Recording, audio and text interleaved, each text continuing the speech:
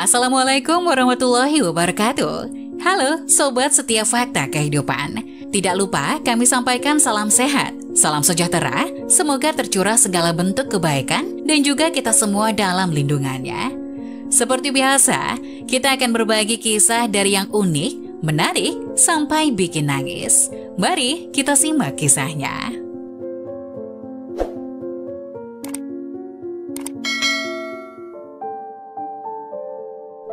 Jenazah suamiku datang dengan ambulan.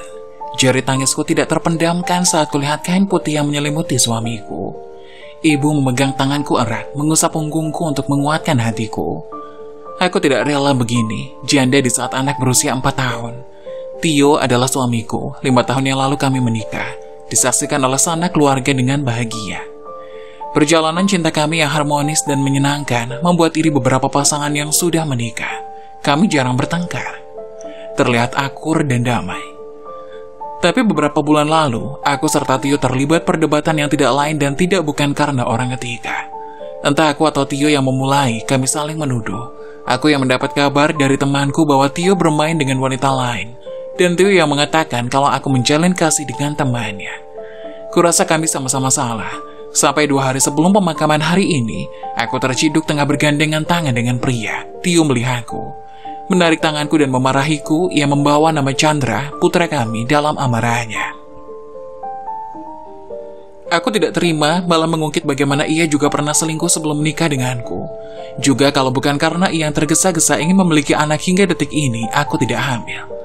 Mulai menyalahkan Tio terkait lahirnya Chandra.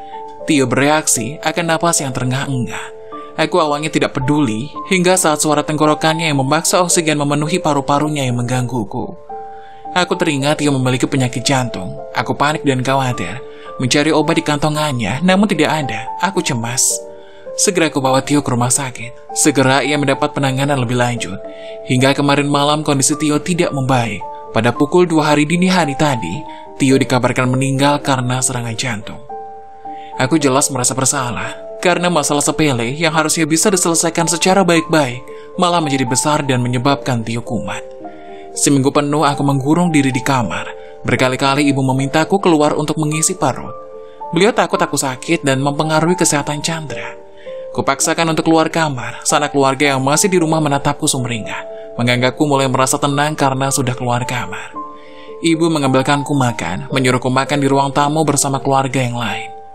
Bukannya mereka menjaga perasaanku, satu persatu mulut yang tadinya diam mulai menanyakan banyak hal.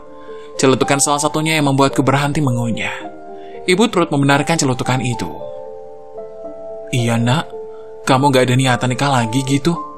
Tanganku terkepal memegang sendok. Gigiku saling menekan, marah dan sakit hati. Ini masih seminggu setelah kepergian Tio. Mereka dengan seenak hati memintaku menikah lagi. Mereka mulai mempromosikan laki-laki yang dikenal, memberitahukanku banyak hal terkait laki-laki tersebut. Aku muak. Telingaku mulai panas dan otakku mengebul. Aku bangkit dari duduk, beranjak mencuci piring dan mencuci tangan. Kembali ke dalam kamar lalu mengunci pintu. Kudengar mereka menghela napas, kompak. Sebulan kemudian aku menjalani kehidupan sebagaimana dahulu. Bekerja dari pagi hingga sore, tak lupa makan dan minum.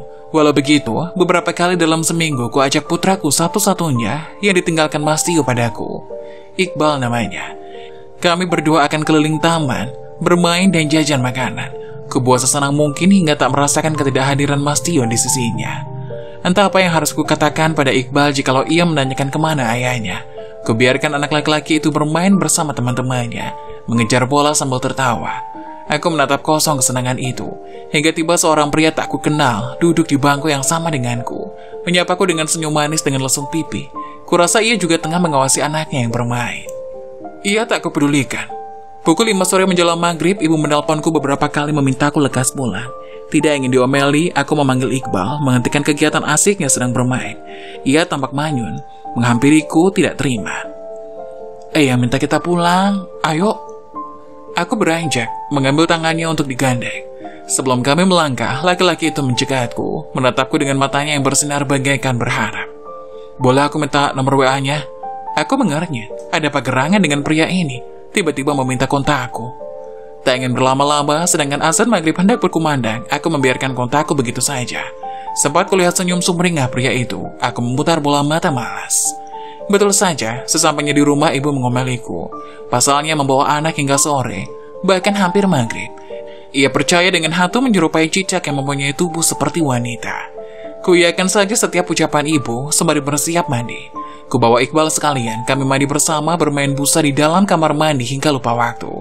Kalau ibu tidak mengomeliku lagi, aku pasti benar-benar tidak akan keluar kamar mandi. Selama aku tinggal dengan ibu, beliau yang memasak. Aku jarang menyentuh dapur. Semasa bersama Mas Tio dan tinggal di rumah mertua, aku bahkan dilarang masuk dapur oleh mertuaku. Bukannya merasa senang atau diistimewakan, aku seperti tidak dianggap di sana. Selepas makan, aku masih memiliki tanggungan untuk membantu bisnis keluarga, yaitu laundry. Aku bagian menyetrika. Beberapa hari yang lalu, ayah membeli setrika uap yang memudahkanku mengerjakan pesanan. Adik-adikku yang masih kecil saat ini membantu ibu membungkus es kucir yang keesokan harinya akan dikirim ke beberapa toko untuk dijual. Itulah bisnis keluargaku. Bersyukur bisa mencukupi kebutuhan hidup dengan jumlah anak 7 termasuk aku. Terkadang aku heran dengan kehebatan ibu dan ayah, mampu bersabar menghadapi kami yang kadang kelakuannya tidak sopan ataupun menyakiti hati. Bahkan sampai aku menikah, aku masih saja merepotkan dengan tinggal bersama ibu. Aku selesai menyetrika pukul 9 malam, di mana adikku sebagian sudah tidur dan ibuku juga sudah tidur. Namun siapa sangka, mertuaku dengan tiba-tiba datang ke rumah dengan suaminya. Ia meramaikan rumah. Aku yang sebenarnya sudah terlanjur mengantuk harus terpaksa duduk ikut ngobrol dengan ibu mertua dan ayah. Ibu sontak terbangun, membuatkan minuman serta menyuguhkan camilan. Maaf mengganggu waktu istirahat, aku rindu banget sama cucuku satu-satunya, kata ibu mertua sambil celengukan mencari Iqbal. Aku spontan mengatakan bahwa Iqbal sudah tidur. Beliau keras kepala ingin melihat Iqbal. Kutunjukkan kamarnya, ia lekas masuk dan turut naik ke kasur dan mengusap kepala Iqbal. Memang sesayang itu beliau terhadap anakku, karena Mas Tio anak tunggal. Hanya aku harapannya untuk mendapat cucu, maka jadilah Iqbal. Besok mau aku ajak ke rumah, biar aku yang merawat Iqbal. Aku mengernyit bingung. Ayah juga turut terkejut. Karena ada pekerjaan di sekitar sini, Bu. Kalau mau ke rumah yang di luar kota kejauhan mau kerjanya, kata ayah mewakilkan kebingunganku. Karena biar di sini Iqbal aja yang aku bawa. Takutnya aku kangen sama Iqbal tiba-tiba masa harus ke sini. Ucap ibu mertua tidak mau kalah. Ayah terkekeh, begitu pula aku. Ibu hanya tersenyum di sela kegantukannya. Silakan saja, Bu, asalkan tidak merepotkan. Tandas ayah tidak mau memperdebatkan dan akan timbul pertengkaran. Ibu mertua begitu bahagia. Ia menginap malam ini dan besok pulang membawa Iqbal. Aku pasrah saja. Ada orang yang membantuku merawat Iqbal sehingga aku bisa fokus bekerja. Keesokan harinya, Iqbal tidak menangis atau rewel ketika tahu akan pulang bersama eyang kesayangan. Mereka sudah cocok sehingga kemana-mana berdua dan tampak akur. Aku bernafas lega.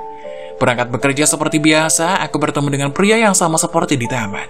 Ia juga satu seragam denganku.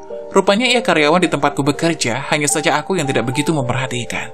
Ia terus memperhatikanku, membuat risih dan tidak nyaman. Temanku yang melihatnya menyenggol sikuku sembari berbisik menggoda. Ia jelas menangkap sinyal pria itu yang kenyataannya kutolak. Aku belum mau membuka hati untuk orang lain. Mungkin tidak akan pernah. Hari demi hari berganti, pria itu masih saja begitu. Kali ini tidak bertemu denganku di tempat kerja, melainkan di rumah sakit. Dalam keadaan lesu karena harus menjaga ibuku yang mendadak jatuh sakit setelah kasus adik laki-lakiku. Aku duduk di bangku rumah sakit. Ia menghampiriku duduk di sampingku dan menawarkan bahu untuk bersandar. Entah keinginan dari mana, kepalaku merosot ke bahunya menangis seketika. Sejak saat itu aku menganggap pria yang kemudian ku kenal bernama Fahri tersebut lebih dari teman. Ketika menyatakan cinta, jelas aku menerima. Hatiku sudah diporak-porandakan olehnya. Mbak, gantian jagain ibu. Adik yang 1 tahun di bawahku mengirimku pesan. Aku yang sedang bersama Fahri menghela napas. Sakit ibu tidak kunjung sembuh, malah semakin parah. Aku diantar Fahri ke rumah sakit. Kami bersama-sama mendatangi ruangan ibu sembari bergandengan. Orang di lorong melihat kami. Aku cukup pandai tidak mempedulikan mereka. Hingga kami berdiri di depan pintu ruangan. Kubuka dengan perlahan. Bersamaan dengan itu, adik yang mengirimiku pesan muncul. Kedua matanya lantas menatapku, melirik Fahri dengan tidak mengenakan. Lekas aku menyusup masuk, disambut senyum ibu yang terlihat berbeda. Wajah yang membengkak serta bagian lengan, kaki yang turut membengkak. Ibu semakin pasrah dari yang terakhir kali. Aku duduk di kursi samping berangkar, sedangkan Fahri di lantai yang tergelar tikar untuk tidur. Beberapa kalimat yang kutujukan untuk ibu berusaha membuat ibu berhenti memikirkan adik laki-lakiku yang bandel. Sedari awal ia hanya membuat ibu jatuh sakit. Apalagi kabar ayah yang dekat dengan teman kelasnya, yang lebih cantik dengan ibu dan ia janda. Itu memberatkan pikiran ibu. Sudah Bu, gak usah pikir macam-macam. Mikirin aja yang baik-baik biar cepat sembuh. Rania, Zara, Kinar, kangen ibu. Mereka nungguin ibu di rumah. Ayo cepat sembuh, Bu. Aku berusaha menyemangati ibu. Ketika adikku yang masih kecil sendirian di rumah, mereka kesulitan mengurus diri karena semua orang sibuk. 2 hari setelah aku menjaga ibu di rumah sakit, ternyata kalimatku hanya berkekuatan sedikit. Ternyata ibu memilih menyerah, meninggalkan dunia ini selama-lamanya. Tangis tidak rela menyelimuti rumah. Tidak ada yang menyangka akan menjadi begini akhirnya. Perjuangan mereka untuk kesembuhan ibu berhenti di sini. Rasa hati tidak ikhlas. Namun ini yang terbaik, ibu sudah tidak merasakan sakit lagi. Sudah tenang. Seminggu setelah orang paling penting dalam hidupku telah damai, aku menceritakan perasaanku yang terpendam pada Fahri. Tangis yang tak bisa kutumpahkan dengan deras seminggu lalu mengalir tak terbendung di hadapan Fahri. Ia sudah kuanggap lebih. Percintaan kami yang awalnya hanya karena keisengan hati menjadi hal yang serius. Fahri dengan berani datang ke rumah memintaku kepada orang tuaku. Namun ayah belum memberi jawaban pasti, menganggap Fahri hanya bercanda. Aku kesal. Setelah aku dipinta menikah, kini mereka malah melarangku menikah. Apa yang mereka inginkan? Ayah gak kasih kita kepastian, keluhku pada Fahri. Fahri mengangguk. Ia memegang pundakku dengan erat dan menatap ke dalam mataku. Aku akan meyakinkan ayahmu, kita tunangan dulu. Tanpa pikir panjang, aku mengangguk. Begitu sampai di rumah, aku membujuk ayah lagi. Namun ayah benar-benar menolakku. Aku sungguh kesal. Tidak jadi masuk ke kamar, aku berbalik dan keluar pergi. Tidak pulang ke rumah selama seminggu. Aku bukan bersama Fahri, melainkan dengan teman kerjaku. Aku tinggal bersamanya, mengganti nomor dan mengurung diri. Persembunyianku diketahui oleh ayah. Ia dengan baik-baik membawaku pulang dari rumah temanku. Tentu saja sampai di rumah aku diomeli panjang lebar. Adik-adikku menambahi hingga aku mulai merasa kesal. Terlihat jelas sumber di kepalaku mulai muncul. Ayah mengetahui suasana hatiku. Beliau menghela napas dan mengalah, menyetujui tunanganku dengan Fahri. Aku bersorak gembira. Hanya aku yang merasa senang bersama ayah yang tersenyum memaksa. Segera aku kabarkan kepada Fahri, laki-laki duda yang mempunyai 2 anak. Namun kedua anaknya bersama mantan istri, sehingga Fahri duda seorang diri. Ia lekas menjawab teleponku dan menjadwal kapan akan datang ke rumah untuk melamar sekaligus melaksanakan acara. Acara pertunangan tidak besar, hanya keluargaku yang tahu dan dilaksanakan di rumahku. Disaksikan ayah dan adik-adikku. Cincin pemberian Mas Tio kusimpan di dalam lemari. Cincin baru tersemat di jari manis tangan kiri. Senyum sumringah terpatri di wajahku. Kami mengabadikan momen dalam kamera ponsel. Hanya sang tunangan yang tersenyum bahagia, sisanya hanya menyesuaikan acara. Selepas tunangan, aku pergi tanpa pulang. Tidak memberi kabar dan berhenti mempunyai kontak keluarga serta temanku. Aku memiliki rencana dengan Fahri untuk menikah. Pada hari Sabtu pukul 10 menjelang siang, aku membawa beberapa potong pakaian dalam satu tas begitu pula Fahri. Kami bersama-sama berangkat ke stasiun untuk ke Jakarta, tekad kami sudah mantap. Kereta yang dipesan paling murah melaju melewati jalur yang semestinya. Aku berbincang seperti biasa dengan Fahri, sampai membicarakan kegiatan apa yang akan dilakukan ketika di Jakarta selain bekerja. Fahri memiliki koneksi di Jakarta di mana kami bisa mendapat pekerjaan di sana lebih cepat. Saking lebih cepatnya sebelum kami berangkat, sudah ada 2 pekerjaan yang menanti. Mataku melirik keluar jendela, tulisan jalur yang kutempuh terpatri. Aku sudah keluar kota, meninggalkan kota kelahiran ayah, adik-adikku, dan kenangan yang ada. Aku membayangkan indahnya ibu kota bersama pria yang tak kalah indah. Begitu sampai di Jakarta, aku beruntung bisa menikmati senja yang cantik dengan sorot lampu kendaraan. Kami berjalan dari stasiun, menaiki angkot ke alamat yang sudah dipersiapkan dengan matang. Kami menyewa kos murah yang bisa ditempati oleh perempuan dan laki-laki, kos campuran. Malam itu aku istirahat, merebahkan diri sambil bermain ponsel. Mengirim pesan pada Fahri untuk pamit tidur terlebih dahulu. Checklist 2, kemudian berubah warna biru. Aku tersenyum. Balasan singkat dari Fahri yang terkesan panjang dan peduli, aku semakin tersenyum lebar. Sebelum tidur aku membersihkan diri, mencuci kaki dan gosok gigi, kemudian kembali merebahkan di kasur langsung tertidur begitu saja. Kukira aku dan Fahri akan menikmati Jakarta selama seminggu atau paling tidak 3 hari. Tak kusangka ternyata aku langsung bekerja. Hal yang membuatku bingung adalah 2 pekerjaan yang didapatkan Fahri bukan untuk kami, melainkan hanya untukku. Aku bekerja 2 kali lipat untuk menghidupiku dan Fahri, sedangkan Fahri bermain dengan teman kosnya sambil bermain kartu. Tersenyum tipis mencoba maklum. Tubuh lelahku terduduk di lantai yang dingin, meluruskan kaki sambil memegang ponsel. Mendadak aku merindukan Iqbal, putraku yang menjadi semangatku ketika bekerja. Sayang sekali, aku sudah membuang nomor yang lama, sehingga aku tidak bisa menghubungi siapapun yang aku kenal kecuali Fahri. Apakah ini rasanya penyesalan? Memang benar, selalu datang di akhir. Aku meninggalkan putraku, orang tuaku, keluarga aku pergi ke Jakarta demi Fahri, tunangan baruku.